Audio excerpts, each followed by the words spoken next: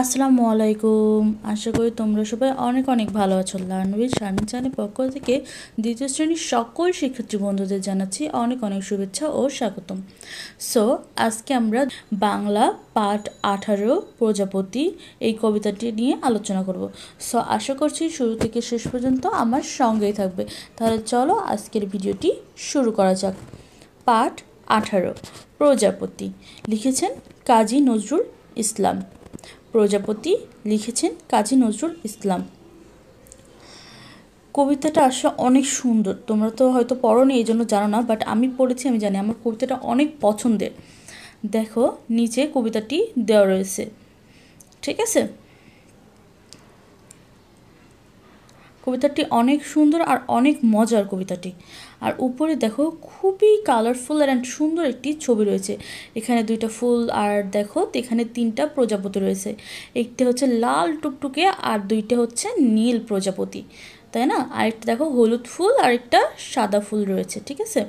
প্রজাপতিরা উড়ে উড়ে ফুলের উপর এসে বসতেছে, তাই না? ছবিটা কিন্তু অনেক কালারফুল আর অনেক সুন্দর।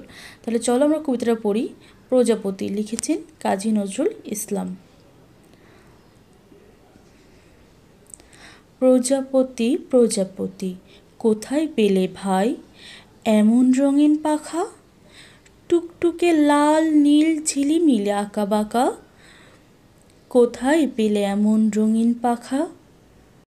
তুমি টুলটুলে বন ফুলে মধু খাও, মোর বন্ধু হয়ে সেই মধু দাও, মধু দাও।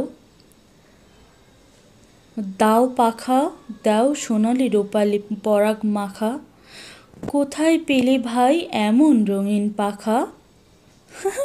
কবিতা অনেক মজা, তাই না? সংক্ষিপ্ত। এই কবিতাটা আসলে অনেক বড়, বাট তোমাদের এখানে সংক্ষিপ্ত করে দেওয়া আছে, ঠিক আছে? তাহলে কবিতাটি ভালো মতো সুন্দর করে মুখস্থ করবা, কারণ এই কবিতাটি তোমাদের জন্য অনেক ইম্পর্টেন্ট। কিছুদিন পরেই তোমাদের অর্ধবার্ষিক পরীক্ষা, আর এই পরীক্ষার জন্য কিন্তু কাজের আনন্দ আর প্রজাপতি কবিতাটাই অনেক ইম্পর্টেন্ট, ঠিক আছে? আর একটা কবিতার সবথেকে ইম্পর্টেন্ট পার্ট হলো কবির নাম, ঠিক আছে? কাজী নজরুল ইসলাম, এই নামের বানানটা খুব সুন্দর করে তোমরা মুখস্থ করে বারবার লিখবা। বারবার লিখলে জিনিসটা তোমাদের মনে থাকবে, আর কখনো তোমাদের এটা ভুল হবে না, ঠিক আছে? কবির নাম ভুল হলে কিন্তু কবিতা থেকে নাম্বার একদম পুরো কাটা দিয়ে দেবে, কারণ সেই কবিতা আর টিচাররা দেখবে না, ঠিক আছে? আর দেখো যে কোথায় কমা, দাড়ি, এক্সক্লেমেটরি চিহ্ন আছে, অর্থাৎ বিস্ময়কর চিহ্ন আছে, এইগুলো তোমরা সঠিকভাবে দেখবা আর বানানগুলো সুন্দর করে পড়বা, ঠিক আছে? আই থিঙ্ক তোমাদের হচ্ছে ক্লাস 2-তে 8 লাইন কবিতাটা লিখতে হবে, অর্থাৎ 8 লাইন কবিতা মুখস্থ করে কবির নাম সহ লিখতে হবে। তো এখানে হয়তো 8 লাইনই দেওয়া আছে। তো তোমরা 8 লাইন কবিতাটি সুন্দর করে মুখস্থ করে পড়ে লিখবা, বারবার লিখবা, কারণ কবিতাটি তোমাদের জন্য একটু বড় মনে হলেও পড়লে কিন্তু অনেক মজা পাবা। অনেক মজার কবিতাটি, তাই না? আচ্ছা, এরপরে চলো দেখি কি আছে। শব্দ লিখি, অর্থাৎ শব্দার্থ। হ্যাঁ, এখানে কিছু শব্দ দেওয়া আছে। পাখা অর্থাৎ ডানা, সোনালি অর্থ সোনার মতো রং, রূপালি অর্থ রূপার মতো চকচকে, পরাগ অর্থ ফুলের রেণু। এরপর দেখো সুরে সুরে কবিতাটি আবৃত্তি করি। তো একটু আগে আমরা কবিতা পড়লাম, যদিও আমি সুরে সুরে আবৃত্তি করতে পারিনি, বাট তোমরা আমি জানি খুব সুন্দর করে সুর করে করে কবিতাটা আবৃত্তি করতে পারবা, ঠিক আছে? তাহলে তোমরা কবিতাটি সুর করে করে আবৃত্তি করবা। আর উপরের শব্দার্থগুলোও কিন্তু তোমরা ভালো করে মুখস্থ করবে, কারণ তোমাদের এবার শব্দার্থও কিন্তু আসবে। এবার দেখো অনেক ইন্টারেস্টিং একটা জিনিস রয়েছে। এবার প্রজাপতির ছবি এঁকে রং করি। এই যে দেখছো প্রজাপতির একটা, ওনারা কিন্তু পুরোপুরি ছবি না, এটা আপসা আপসা ছবি এঁকে দিয়েছে। এই ছবিটাই তোমাদের সম্পূর্ণ করে রং করতে হবে। ব্যাপারটা কিন্তু অনেক ইন্টারেস্টিং, তাই না? তোমরা লাল, নীল, সবুজ, হলুদ, প্রজাপতি তোমাদের মনে যেরকম আছে ঠিক সেই রকম রং করবে, ঠিক আছে? আচ্ছা, দেখো প্রজাপতি এরকম কিন্তু দাগ টেনে টেনে দেখিয়ে দিয়েছে যে কীভাবে রংটা করতে হবে। তো তোমরা এইভাবে ঠিক করে ফেলবে। আচ্ছা, এরপরে দেখি কি আছে। ডান পাশ থেকে শব্দ এনে খালি জায়গায় বসায়। তো এখানে দেখো তিনটি খালি জায়গা দিয়েছে, অর্থাৎ শূন্য স্থান দিয়েছে, আর ডান পাশে কি 3টা শব্দ দিয়েছে। এই 3টা শব্দ এলোমেলো করে দিয়েছে, যেটা যার সাথে যাবে ওইটা এনে বসাতে বলছে, ঠিক আছে? প্রথমে দেখো 1 নম্বরে রুমি ড্যাশ লাল জামা পরেছে। তো তো রুমি কি বনে লাল জামা পরেছে, এমন তো হতে পারে না, তাই না? বা রুমি প্রজাপতি লাল, এমনও তো হতে পারে না, তাই না?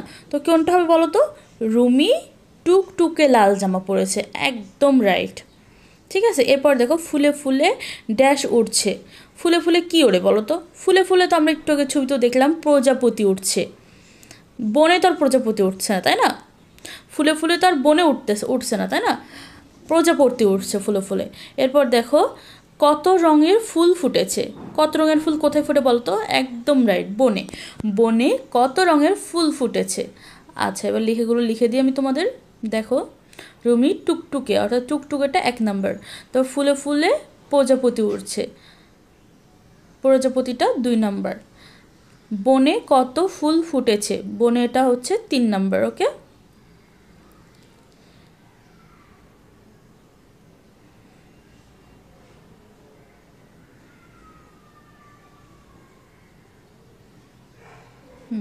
কমপ্লিট। তো এইগুলো তোমরা খাতায় পড়ে মুখস্থ করে ফেলবে। ওকে, কিন্তু তোমাদের আই থিঙ্ক এইটা দিবে না, শব্দগুলো দিবে না। এরপর দেখো দাগ টেনে মিল করে। এখানে দেখো কিছু শব্দ আছে, আবার এই পাশেও দেখো কিছু শব্দ আছে। ঠিক আছে, এই শব্দের সাথে প্রথমে দেখো টুকটুকে আছে, এই টুকটুকের সাথে কোন শব্দটা মিল হয় সেটা আমাদের দাগ টেনে মিল করতে হবে। ঠিক আছে, তাহলে চলো তো আমরা একটু মিল করি। প্রথমে রয়েছে দেখো টুকটুকে, টুলটুলে, রঙিন, সোনালি, রূপালি, পাখা, পরাগ মাখা, লাল, বনফুলে। টুকটুকের সাথে কোনটা যাবে তো? টুকটুকে লাল, একদম রাইট। তারপর দেখো টুলটুলের সাথে কোনটা যায়? টুলটুলে বনফুল, বনফুলটা যায়। ঠিক আছে, এবার দেখো এখানে আছে রঙিন, তাহলে কি হবে বলতো? একদম রাইট, রঙিন পাখা। তারপর দেখো সোনালি, রূপালি, পরাগ মাখা। এইগুলো আমি কিভাবে বুঝলাম বলো তো? একদম ঠিক, আমরা যে কবিতা পড়লাম একটু আগে, সেই কবিতার মধ্যে থেকে বুঝলাম। দেখো এখানে দেখো লেখা রয়েছে টুকটুকে লাল, এই জন্য কিন্তু আমরা টুকটুকের সাথে লাল যোগ করলাম, দাক্ষিণের মিল করলাম। তারপর দেখো টুলটুলে বনফুলে, দেখো এখানে কিন্তু কবিতার মধ্যে রয়েছে তুমি টুলটুলে বনফুলে মধু খাও, দেখছো? এরপর দেখো রঙিন পাখা, কবিতার মধ্যেও কিন্তু রয়েছে এমন রঙিন পাখা, দেখছো? এরপর দেখো সোনালি, রূপালি, পরাগ মাখা, এটাও কিন্তু কবিতার মধ্যেই রয়েছে। দেখো দাও পাখা দাও, সোনালি, রূপালি, পরাগ মাখা। ঠিক আছে, তাহলে তোমাদের কী করতে হবে বলো? কবিতাটা খুব সুন্দর করে পড়তে হবে, সবগুলো প্রশ্নের সঠিক উত্তর দেওয়ার জন্য, তাই না? আচ্ছা, এরপর দেখো লেখা আছে কি বলি ও লিখি। এখানে 3টি প্রশ্ন দেওয়া রয়েছে, সেই 3টি প্রশ্নের উত্তর তোমাদের বলতে হবে এবং লিখতে হবে। ঠিক আছে, প্রথম প্রশ্নটা হলো প্রজাপতির পাখা কেমন। 1 নম্বর প্রশ্ন হলো প্রজাপতির পাখা কেমন। 2 নম্বর প্রশ্ন হলো প্রজাপতি কোথা থেকে মধু খায়। 3 নম্বর প্রশ্ন কবি প্রজাপতির কাছ থেকে কি কি চেয়েছেন। এই প্রত্যেকটা প্রশ্নের উত্তরই তোমাদের কবিতার মধ্যেই আছে। 1 নম্বর প্রশ্ন হচ্ছে প্রজাপতির পাখা কেমন, এটা উত্তর দেখো। প্রজাপতির পাখা হচ্ছে টুকটুকে লাল, নীল, ঝিলিমিলি, আঁকাবাঁকা।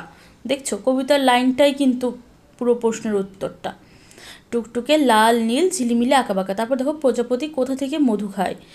প্রজাপতি বন ফুলে মধু খায়।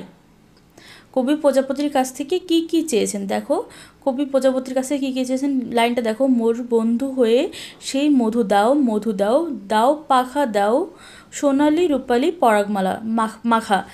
তাহলে কবি প্রজাপতির বন্ধু হয়ে মধু আর তার সোনালি, রূপালি, পরাগ মাখা পাখা চেয়েছে। ঠিক আছে, তাহলে প্রশ্নগুলো দেখো আমি লিখে দিয়েছি। পাঠ 18 প্রজাপতি। 1 নম্বর হচ্ছে প্রজাপতির পাখা কেমন। উত্তর প্রজাপতির পাখা রঙিন, টুকটুকে লাল, নীল, ঝিলিমিলি, আঁকাবাঁকা। 2 নম্বর প্রশ্ন হচ্ছে প্রজাপতি কোথা থেকে মধু খায়। উত্তর প্রজাপতি বনফুল থেকে মধু খায়। 3 নম্বর প্রশ্নের উত্তর হচ্ছে কবি প্রজাপতির কাছ থেকে কী কী চেয়েছেন। উত্তর কবি প্রজাপতির বন্ধু হয়ে মধু চেয়েছেন, সোনালি, রূপালি, পরাগ মাখা চেয়েছেন। ঠিক আছে, তাহলে দেখছো কবিতার মধ্যেই কিন্তু প্রত্যেকটা প্রশ্নের উত্তর রয়েছে। তো তোমরা প্রশ্নের উত্তরগুলো তুলে নাও আর কবিতাটি ভালো মতো পড়বা, তাহলে প্রত্যেকটা প্রশ্নের উত্তর তোমরা দিতে পারবা। ঠিক আছে, উত্তরগুলো তুলে নাও।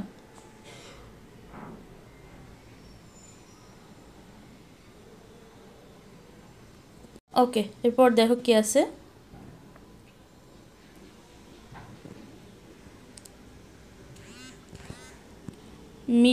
মিলিয়ে শব্দ লিখি।